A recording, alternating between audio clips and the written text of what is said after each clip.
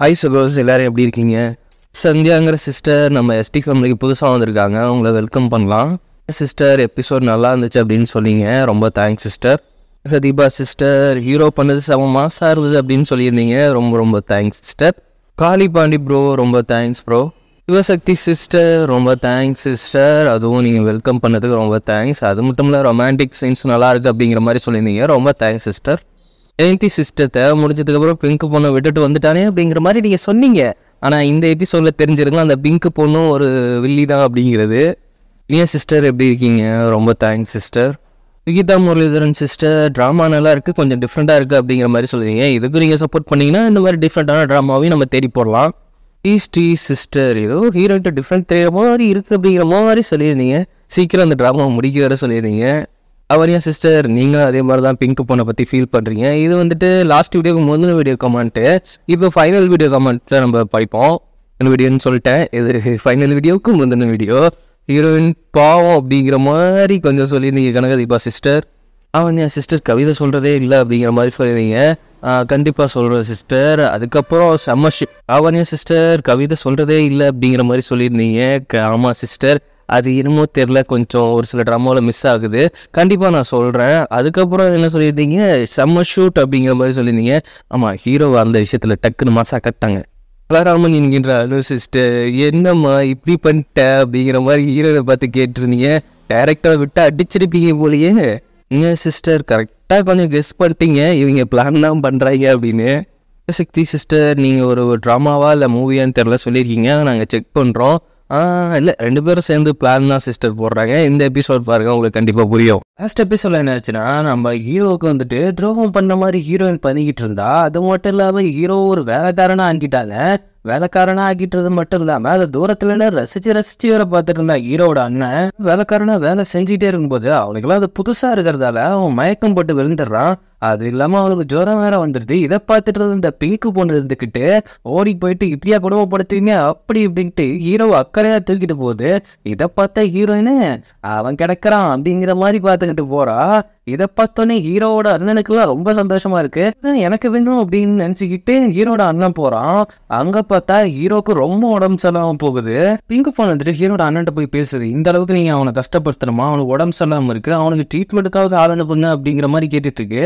அந்த நேரத்துல ஹீரோயின் மேல இருந்து வரா. அவன் மெடிக்கல் பை எடுத்துட்டு வந்தோடனே ஹீரோக்கு ஹெல்ப் பண்ணதான் போறான்னு நினைச்சு ஹீரோட அண்ணன் கேட்கறான். ஆனா அவன் என்ன சொல்றானா, அவனை நான் இருக்கிற கொலை வரைக்கும் இன்னும் கொடுமைப்படுத்ததான் போறான் அப்படின்னு ஒரு கத்தி எடுத்து காமிக்கிறா. இதை பார்த்தோன்னே ஹீரோட அண்ணனுக்கு தான் குள்ளுன்னு இருக்குது. இதை பார்த்துட்டு பிங்க் பொண்ணு டென்ஷன் ஆகி போயிட்டு வில்லன்ட்ட தான் போய் பேசுறாங்க. நீங்க ஹீரோவை என் கூட சேர்த்து வைப்பீங்கன்னு நினைச்சுதான் உங்களுக்கு இவ்வளவு ஹெல்ப் பண்ண, அது மட்டும் இல்லாமல் அந்த மேப் கிடைச்சா எனக்கு ஒரு ஷேர் கிடைக்கும் அப்படிங்கிற மாதிரி சொல்லியிருந்தீங்க. ஆனால் இப்போ எல்லாமே ஹீரோக்கு ஆப்போசிட்டாக நடந்திருக்கு. அது என்னை பார்த்து கஷ்டமாக இருந்தது. இவர் நம்ம கைக்கு இன்னும் மேப் கிடைக்கல. மேப் கிடைச்சதுக்கு அப்புறம் நீ நினச்ச மாதிரி எல்லாமே நடக்கும். இப்போ அவன் கான்சியஸ் இல்லாமல் தானே இருக்கான். எனக்கு தெரிஞ்சு அவனோட உடம்புக்குள்ள எங்கேயோ தான் இந்த மேப் இருக்கணும். அது இந்த நேரத்தில் நீ போயிட்டு அவனை அக்கறையாக பார்த்துக்கிற மாதிரி அதை கண்டுபிடிச்சு வைய அப்படிங்கிற மாதிரி வில்லன் வந்துட்டு பிங்க் பொண்ணுகிட்ட சொல்லி அனுப்புறான். யாக மொத்தத்தில் இந்த பிங்க் பொண்ணு வில்லன் கூட்டத்தில் சதி பண்ணியிருக்காங்க அப்படிங்கிறது நல்லாவே தெரியும். பிங்க் பொண்ணு போயிட்டு அவன் முதுகுல எங்கேயாவது இருக்கா அப்படின்ட்டு அவளும் மருந்து தேய்க்கிற மாதிரி பார்த்துட்டு இருக்கா. அவனோட நினைப்பு எல்லாமே ஹீரோயின் மேலே தானே இருக்கு. ஹீரோயின் பேரை சொன்னோன்னே அந்த பிங்க் பொண்ணு கடுப்பாகுது. அதே நேரம் ஹீரோயின் வந்துட்டு ஹீரோவை பார்க்க வரா. இதை பார்த்தோன்னே செம்ம கடுப்பாயிட்டு, நீ எதுக்கு இங்கே வந்த, அவனை கொடுமைப்படுத்த வந்தியா அப்படிதான் வச்சுக்கோயேன். இப்போ அவனை காப்பாத்தினா அந்த மருந்தை வாங்கிட்டு வரணும், அது நீ போய் வாங்கிட்டு வரியா? எது நான் மருந்து வாங்கிட்டு வரணுமா? அவன் மேலே உனக்கும் அக்கறை இருக்கு அப்படிங்கிறது எனக்கு நல்லாவே தெரியும். ஓலன்னு அந்த மருந்தை போய் வாங்கிட்டு வரியா அப்படின்னு சொல்லி மிரட்டி அனுப்பிச்சு விட்றா. பட் ஹீரோக்கு வந்துட்டு ட்ரீட்மெண்ட் தான் பார்க்குறா. ட்ரீட்மெண்ட் பார்த்துட்டு அதுக்கப்புறம் என்ன பண்ணுறான்னா, அவன் மனசில் இருக்கிற மேப்பை மறுபடியும் வரைய ஆரம்பிக்கிறான் அவனோட முதுகுல. அந்த பிங்க் பொண்ணு எவ்வளவோ தேடி இருக்குல்ல, ஆனால் இவனோட முதுகுல மேப் இருந்திருக்கான்ல. இதுக்கு என்ன காரணம்னா, அவங்க நார்மலாக வந்துட்டு டேட்டை போத்துறதுல அவங்க வரையவே கிடையாது, புறாவோட பிளட்டு தான் வரைகிறாங்க. அதனால அவரோட வாய் ஹீட்டானா மட்டும்தான் அந்த படம் வந்துட்டு வெளியில தெரியும். அப்படி ஒரு ட்ரிக்கு இது. இவங்க 2 பேத்துக்குள்ள இருக்கிற ட்ரிக்கு அது யாருக்குமே தெரியாதுங்கிறதால அந்த பொண்ணை அதை கண்டுபிடிக்க முடியல. மீதி இருந்த படத்தையும் வரைஞ்சிட்டு அவங்களுக்காக ட்ரீட்மெண்ட்டும் பார்த்துட்டு போறா. கொஞ்சம் கொஞ்சமாக உடம்பு சரி, அவன் எழுந்து பார்த்துட்டு அப்பதான் தெரியுது ஹீரோயின் வந்துட்டு போயிருக்கா அப்படிங்கிற விஷயம். அதே நேரம் ஹீரோயின் யாரை பார்க்க போயிருக்கானா, அவனோட மாஸ்டர் தான் பார்க்க போயிருக்கா. இந்த மாதிரி என்னோட தங்கச்சி செத்து போயிட்டா அப்படிங்கிற விஷயத்த இன்னும் என்னால் நம்ப முடியல. இவங்க வேற ஏதோ பிளான் போடுறாங்களோ அப்படிங்கிறது எனக்கு தெரியுது. இதுக்கு பின்னாடி ஹீரோட அண்ணன் மட்டும் இல்லாமல் வேற யாரோ இருக்காங்க அப்படிங்கிறது நான் நினைக்கிறேன். இதுக்காக நான் வேற ஒரு முடிவு எடுக்க போறேன் அப்படிங்கிற மாதிரி அவ தனியா எங்க போயிருக்கானா, இவளை கடத்தி வைக்க பார்த்தாங்களோ ஒரு டீமு, அவங்க டீம்கிட்டே மறுபடியும் போயிட்டு இந்த மாதிரி உங்களுக்கு பின்னாடி இருக்கிற ஆள் யாருன்னு சொல்லுங்க, அதுக்கு ஏற்ற மாதிரி உங்களுக்கு நான் நிறைய பணம் தரேன் அப்படிங்கிற மாதிரி சொல்லி நிறைய பணம் கொடுத்து அந்த பொம்பளையும் சம்மதிக்க வச்சிடறா. வேணும் அந்த டீமுக்கு பின்னாடி இருக்கிறது யாரு அப்படிங்கிறத கண்டுபிடிச்சிடலாம் அப்படின்ட்டு அவ அப்படியே அந்த வேஷம் போட்டுட்டு உள்ள போறா. அந்த லேடியும் அப்படியே ஹீரோயினை அணைச்சிக்கிட்டே போறாங்க. ஆனா போனதுக்கு அப்புறம் அங்க ஒரு ட்விஸ்ட் என்னன்னா, அதுக்கு பின்னாடி இருக்கிறது வில்லன் தான். வில்லன் தான் இருக்கானா அப்படிங்கிறது அவங்களுக்கு தெரியவே இல்லை. அதுக்கு முன்னாடி ஹீரோயின் இப்படி வரா அப்படின்னு தெரிஞ்சு அங்கேயே வச்சு லாக் பண்றாங்க. ஒருத்தன் ஹீரோயினுக்கு மயக்க ஊசி போட வந்திருப்பான்ல, அவன்கிட்ட கரெக்டாக அந்த லேடி எடுத்துட்டு போய் மாட்டி விட்டுடுது. ஆகா, எத்தனை தாட்டி என்கிட்ட இருந்து மிஸ் ஆன, இப்போ கரெக்டாக நீயே வந்து என் வலைக்குள்ள மாட்டிக்கிட்டேங்கிறப்ப வெயினா போய் வம்புலுங்கிறதே நம்ம ஹீரோயினுக்கு வேலையா போச்சு. எனக்கு என்ன பண்றதே தெரியல, நம்ம எப்படி வந்து லாக் ஆகிட்டோமோ அப்படின்ற பயத்துல அவ தப்பிக்க பாக்குறான். ஆனா டோரெல்லாம் லாக் பண்ணி வச்சுட்டு ஹீரோயினை ரேப் பண்ற மாதிரி போறாங்க. அந்த இடத்துல வந்துட்டு ஹீரோ வந்துட்டு அவங்களெல்லாம் அடிச்சு போட்டு ஹீரோனை அங்கிருந்து காப்பாத்தி கூப்பிட்டு போறான். கூப்பிட்டு போயிட்டே இருக்கும்போது நிறைய பேர் பின்னாடி வராங்க. மறுபடியும் என்னை காப்பாற்ற வந்துட்டியா நீ, உன்ன மாதிரி உலுச நான் பார்த்ததே கிடையாது, எங்க பிரச்சனை இருக்கோ அங்கதான் தேடி தேடி போயிட்டு இருக்க நீ, கொஞ்சமாவது உனக்கு அறிவு இருக்கா அப்படின்ட்டு அங்க பின்னாடி ஃபாலோ பண்ணிட்டு வரவங்கள அவன் கையில வச்சிருக்க துப்பாக்கியால சுட்டுறான். ஒரு 2-3 பேர்த்த தான் சுட முடியும், ஏன்னா அதுல புல்லட் கம்மியா தான் இருந்திருக்கு. சரிட்டு தப்பிச்சு ஓடலான்னு போறப்ப கரெக்டா ஹீரோயினை பார்த்த ஒருத்தன் எய்ம் வச்சவனே இவன் உள்ள குறுக்க பூந்து அந்த புல்லட்டை வாங்கிக்கிறான். வாங்கிட்டு வர ஹீரோயின் தான் பார்த்துட்டு அடிச்சு போயிடுறான். என்னடா பண்ண, ஏன்டா என்ன ஆச்சு அப்படின்ட்டு அவன் அப்படியே அந்த குண்டு இறங்கினதோட மயக்கம் போட்டு கீழே விழுந்துடுறான். ஆக மொத்தத்துல செத்துட்ட மாதிரி தான் இருக்கான். அவ கத்தி கதறி அழுறா. ஏன்டா இப்படி என்னை ஏமாத்திட்டு போய் நான் லவ் பண்றேன்னு சொன்னியா, அதுவும் இல்லாம நம்ம 2 பேரும் கல்யாணம் பண்ணிக்கலாம் அப்படிங்கிற மாதிரி தான் சொன்னியே, நான் ஏதோ தப்பு பண்ணிட்டேன் தான், ஏதோ உன் மேல இருந்த கோவத்துல நான் அந்த மாதிரி தப்பு பண்ணிட்டேன் தான், அது மட்டும் இல்லாம என் தங்கச்சியை கண்டுபிடிக்கணும் அப்படிங்கிறதுக்காக தான் நான் இப்படி பண்ணேன், அதுக்குன்னு நீ சாகணும்னு எதிர்பார்த்ததே இல்லடா, என்னை விட்டு போயிடாத தயவுசெய்து எழுந்து பேசுறா, கண்ணத்தோர அப்படின்ட்டு அவ ஃபீல் பண்ணி அப்படியே அழுதுட்டு இருக்கா. அந்த நேரத்துல அவளுக்கு என்ன பண்றதுன்னே தெரியல. இல்ல எனக்கு இருந்த ஒரே இது நீதான் அப்படின்னு சொல்லிட்டு இருக்கும்போது டப்புக்கு ஹீரோ கண்ணை முடிச்சிடறான். அப்படியே ஷாக் ஆகி போய் நின்றுட்டு இருப்ப, பச்சைக்கனை பிடிச்சி கிஸ் பண்ணிடுவானே, எதுலலாம் விளையாடுறதுன்னு உனக்கு விவசாயம் இல்லடான்ட்டு பட்டாரு போட்டு அடிக்கிறான். அவன் ஏதோ சொன்னியே, ஆனா உன்னை விட்டு போக மாட்டேன் அப்படிலாம் சொன்ன, இதெல்லாம் நான் சொல்லவே இல்லையே, அது வந்துட்டு அப்படின்னு எதில் வர்றதுன்னு தெரியலையா, அதுக்குன்னு ஒன்று இழக்கணும்னு நினைப்பனா அப்படிங்கிற மாதிரி ஹீரோயின் போட்டு பட்டாருன்னு சாத்திட்டு இருக்கா. ஆனால் ஹீரோ வளைச்சி வச்சு கிஸ் பண்ணிட்டு தான் இருக்கிறான். அப்புறம் ஹீரோ வந்துட்டு ஹீரோனை ஒரு சீக்கிரட்டான பிளேஸுக்கு கூப்பிட்டு போகிறான். அந்த பிளேஸுக்கு போனதுக்கு அப்புறம் ஹீரோனுக்கு வைக்கிறாங்க பாருங்க ஒரு ட்விஸ்ட்டு, அவள் தைலத்தை சாகல உயிரோட தான் இருக்கா. யார் இடத்துல இருந்திருப்பாங்க, வில்லன் தான் கடத்தி கொண்டு வச்சிருப்பான். இவங்க எல்லாமே வேணும்னே பிளான் பண்ணி அவ சூசைட் பண்ணிக்கிட்டதாங்கிற மாதிரி ஹீரோயினை நம்ப வச்சிருக்காங்க. இதை எப்படியோ ஹீரோ கண்டுபிடிச்சி ஹீரோயின் உள்ள போன டைமிங்ல ஹீரோட அசிஸ்டன்ட் இருப்பான்ல, அவனை லேடி வேஷம் போட்டுட்டு உள்ள போயிட்டு அவளை காப்பாத்திடுவான்னு அப்படின்னு வச்சிருப்பான். அவன் லேடி வேஷம் போட்டு உள்ள போயிருந்தோடனே அந்த புள்ள கத்திடுது, என்னம்மா ஒரு பொண்ணை பார்த்து பொண்ணே பயப்படுறேன், நான் தான் அப்படின்ட்டு விக்கு கழட்டிட்டு அதுக்கப்புறம் தான் அந்த பொண்ணை அங்கிருந்து காப்பாத்தி கூப்பிட்டு வந்திருக்கான். இதை பார்த்தாலே ஹீரோயினுக்குலாம் என்ன சொல்றதுன்னே தெரியல. போயிட்டு அந்த பொண்ணை கட்டி பிடிச்சிட்டு நீ சாக மாட்டே அப்படிங்கிறது எனக்கு நல்லாவே தெரியும் அப்படின்ட்டு அவருக்கு என்ன சொல்றதுனே தெரியல. ஏன்னா ஹீரோயின் ஒவ்வொரு டைமும் முட்டாள்தான் பண்ணும்போதும் ஹீரோ மட்டும் கொஞ்சம் கிளவராக யோசிச்சு பக்காவா பிளான் போட்டு அந்த பிரச்சனையை எடுத்துட்டு வர்றதுதான் ஹீரோயின். அதை ஒவ்வொரு டைமையும் சால்வ் பண்றது நம்ம ஹீரோட வேலையா தான் இருக்குது. நீ இவ்வளவு ரிஸ்க் எடுப்பா அப்படின்னு நான் நினைக்கவே இல்லடா, உனக்காக ரிஸ்க் எடுக்காம நான் வேற யாருக்காவது ரிஸ்க் எடுக்க போறேன், அது மட்டும் இல்லாம நீ கொஞ்சம் நாளா என் அண்ணனை கல்யாணம் பண்ணிக்க போறேன்னு சொல்லிக்கிட்டு இருந்த, அதனால நானும் உன் மேல கொஞ்சம் கோவமா இருந்தேன், மற்றபடிலாம் உன் மேல கோவம்லாம் இல்லை, அது எனக்கு நல்லாவே தெரியும். பின்னாடி இருக்கிறது யார் அப்படிங்கிறத கண்டுபிடிச்சே ஆகணும். எனக்கு என்னமோ இதுக்கு பின்னாடி பெரிய பெரிய தலைகள் இருக்கோ அப்படின்னு நினைக்கிறேன். அதுக்காக தான் நான் இப்படி பண்ணிட்டு இருக்கேன். அது மட்டும் இல்லாமல் என் தங்கச்சி உயிரோட இருக்கா அப்படிங்கிறது மட்டும் எனக்கு தெரியும். அதை எப்படி கண்டுபிடிக்கிறது அப்படின்னா தெரியல. அதனால தான் உங்கள் அண்ணன் கூட போய் சேர்ந்த. நீ எவ்வளோ பண்ணிட்டடா, அதனால தான் எந்த ஒரு பிரச்சனையும் உன் பக்கத்தில் வரக்கூடாது அப்படிங்கிறதுக்காக தான் உன்னை விட்டு விலகி இருந்தேன். ஒரு விஷயம் உங்ககிட்ட சொல்லி ஆகணுன்ட்டு ஹீரோ என்ன சொல்கிறான்னா, உங்கள் அக்காவை நான் காப்பாற்ற நினச்சிருந்தா காப்பாற்றிருக்கலாம், ஆனால் அந்த சமயத்தில் என்னால் எந்த ஒரு விஷயமும் பண்ண முடியல, அவரோட சூசைடையும் என்னால் தடுக்க முடியல அப்படிங்கிற மாதிரி சொல்லும்போது தான் ஹீரோவோட வழியை அவள் புரிஞ்சுக்கிறா. அதனால தான் ஹீரோனை ஒவ்வொரு டைமும் அவன் காப்பாற்ற பார்த்துருக்கான். அந்த குற்ற உணர்ச்சியால தான் இனிமேல் எந்த ஒரு பிரச்சனை வந்தாலும் நீ தனியாக போய் மாட்டிக்காத, நானும் உன் கூட இருப்பேன், எப்பவும் உன் கூட இருப்பேன், அந்த மேப் இருந்தாலும் சரி இல்லைனாலும் சரி உன் கூட நான் இருப்பேன் அப்படிங்கிற மாதிரி சொன்ன உடனே ஹீரோயினும் அப்படியே மறுபடியும் பழைய மாதிரி ஒன்று சேர்ந்துடுறாங்க. இது ஹாப்பினஸான விஷயம்தான். ஆனால் இதில் என்னன்னா, நம்ம வில்லனுக்கு எதிராக ஏதாவது எவிடன்ஸ் திரட்டணும் அப்படிங்கிறதுக்காக ஏதோ ஒரு பிளான் பண்ணுறாங்க 2 பேரும் சேர்ந்து. நாள் காலையில் வந்துட்டு இப்போ தான் ஹீரோ இல்லவே இல்லைல்ல, அவன் எந்த விதத்துலையும் சொத்துலையும் பங்கிட முடியாது, அவங்க பேட்டனையும் பங்கிட முடியாதுல்ல. அதனால ஹீரோட அண்ணன் என்ன பண்ணுறான்னா மறுபடியும் வந்துட்டு வில்லனுடைய கை கோத்து அவங்க 2 காற்றையும் ஒன்றா இணைக்கிறாங்க. இதெல்லாம் தெரிஞ்சுக்கிட்டு அது இல்லாமல் பத்திரிகை வேறு பேட்டி வேறு கொடுக்குறாங்க. மட்டும் இல்லாமல் இவங்க கல்யாண டேட்டையும் அதில் அனௌன்ஸ் பண்ணுறாங்க. அடுத்த வாரத்தில் நாங்கள் 2 பேரும் கல்யாணம் பண்ணிக்க போகிறோம், அப்போது நீங்கள் கண்டிப்பாக வரணும் அப்படிங்கிற மாதிரி இன்வைட் பண்ணோன்னே உடனே வில்ல, நீங்கள் 2 பேரும் கல்யாணம் பண்ணிக்க போகிறீங்க, உங்களுக்கு பெரிய கிஃப்டாகவும் அதே நேரத்தில் பெரிய டின்னராகவும் அரேஞ்ச் பண்ணியிருக்கேன் அப்படின்ட்டு அங்கே கிராண்டாக எல்லா விஷயமும் பண்ணிகிட்டு இருக்கான். இப்படி ஒரு பக்கம் நடந்துட்டு இருக்கிறப்ப நம்ம ஹீரோ எங்கே போய் நிற்கிறான்னா, ஹீரோன ஒரு சீக்ரெட் ரூமுக்குள்ளே போயிருப்பால ஹீரோனோட வீட்டில், அந்த இடத்துக்கு கரெக்டாக நம்ம ஹீரோ போகிறான். அங்கே இருக்கிற எவிடன்ஸ்லாம் எடுத்துக்கிட்டு இருக்கான். அதே நேரம் இங்கே வந்துட்டு இல்லைன்னு வந்துட்டு என்ன இப்போ எல்லாம் சாதாரணமாக போயிட்டுருக்கு போல், உன் தம்பியும் பிரச்சனைக்கு கிடையாது, அது மட்டும் இல்லாமல் அவன் மேலே பழிய சுமத்தி அவனுக்கும் அதுக்கும் சொத்துக்கும் சம்மந்தம் இல்லை மாதிரி சொல்லிட்டார். எல்லாம் அவங்களோட பிளான் தானே. இப்போ இந்த பொண்ணு கல்யாணம் பண்ணுற விஷயம் எப்படி, இந்த ஒரு விஷயத்த மட்டும் என்கிட்ட இருந்து எடுத்துக்க முடியாது, அதை மட்டும் பத்திரமா பார்த்துக்கோங்க. இன்னும் உன் தம்பிக்கிட்ட இருந்து மேப்பு கிடைக்கலையப்பா, கண்டிப்பாக கிடைக்கும், கிடைக்கிறதுக்கான எல்லா வாய்ப்பும் உன் கையில் தான் இருக்குது அப்படிங்கிற மாதிரி வில்லன் வந்துட்டு ஹீரோட சொல்கிறான்.